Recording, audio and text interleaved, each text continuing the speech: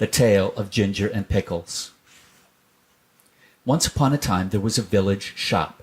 The name over the window was Ginger and Pickles. It was a little small shop, just the right size for dolls. Lucinda and Jane Doll Cook always bought their groceries at Ginger and Pickles. The counter inside was a convenient height for rabbits. Ginger and Pickles sold red, spotty pocket handkerchiefs at a penny 3 farthings. They also sold sugar and snuff and galoshes. In fact, although it was such a small shop, it sold nearly everything, except a few things that you want in a hurry, like bootlaces, hairpins, and mutton chops. Ginger and Pickles were the people who kept the shop. Ginger was a yellow tomcat, and Pickles was a terrier. The rabbits were always a little bit afraid of Pickles. The shop was also patronized by mice. Only the mice were rather afraid of Ginger. Ginger usually requested Pickles to serve them because he said it made his mouth water. "I cannot bear," said he, "to see them going out at the door carrying their little parcels." "I have the same feeling about rats," replied Pickles, "but it would never do to eat our customers. They would leave us and go to Tabitha Twitchit's." "On the contrary, they would go nowhere," replied Ginger gloomily. Tabitha Twitchit kept the only other shop in the village. She did not give credit. Ginger and Pickles gave unlimited credit. Now the meaning of credit is this. When a customer buys a bar of soap, instead of the customer pulling out a purse and paying for it, she says she will pay another time. And Pickles makes a low bow and says, "With pleasure, madam," and it is written down in a book. The customers come again and again and buy quantities in spite of being afraid of Ginger and Pickles. But there is no money in what is called the till.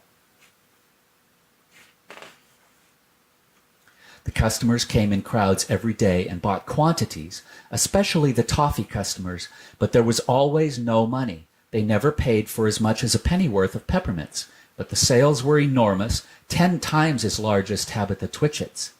As there was always no money, Ginger and Pickles were obliged to eat their own goods. Pickles ate biscuits, and Ginger ate a dried haddock.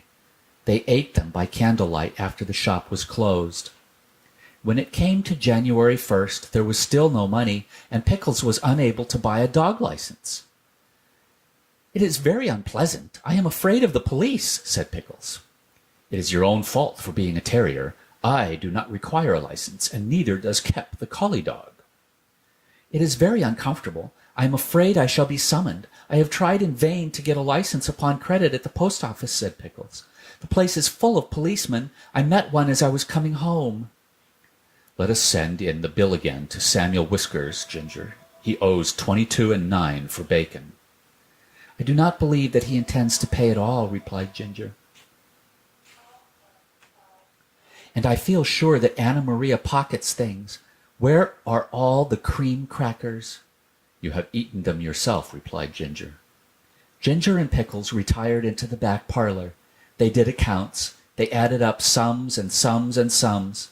Samuel Whiskers has run up a bill as long as his tail. He has had 1 3/4 ounces of snuff since October. What is 7 pounds of butter at 1 3, and a stick of sealing wax, and 4 matches? "Send in all the bills again to everybody with compliments," replied Ginger. After a time they heard a noise in the shop as if something had been pushed in at the door. They came out of the back parlor. There was an envelope lying on the counter and a policeman writing in a notebook.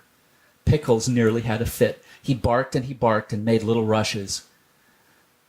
"Bite him, Pickles, bite him," spluttered Ginger behind a sugar barrel. "He's only a German doll." The policeman went on writing in his notebook. Twice he put his pencil in his mouth, and once he dipped it in the treacle. Pickles barked till he was hoarse, but still the policeman took no notice. He had beady eyes, and his helmet was sewed on with stitches.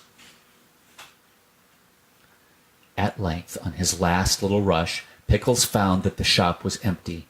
The policeman had disappeared, but the envelope remained. "Do you think that he has gone to fetch a real live policeman? I am afraid it is a summons," said Pickles. "No," replied Ginger, who had opened the envelope. "It is the rates and taxes. 3 pounds 19 11 3/4." "This is the last straw," said Pickles. "Let us close the shop." They put up the shutters and left, but they have not removed from the neighborhood. In fact, some people wish they had gone further. Ginger is living in the warren. I do not know what occupation he pursues. He looks stout and comfortable. Pickles is at present a gamekeeper. The closing of the shop caused great inconvenience. Tabitha Twitchit immediately raised the price of everything a halfpenny, and she continued to refuse to give credit.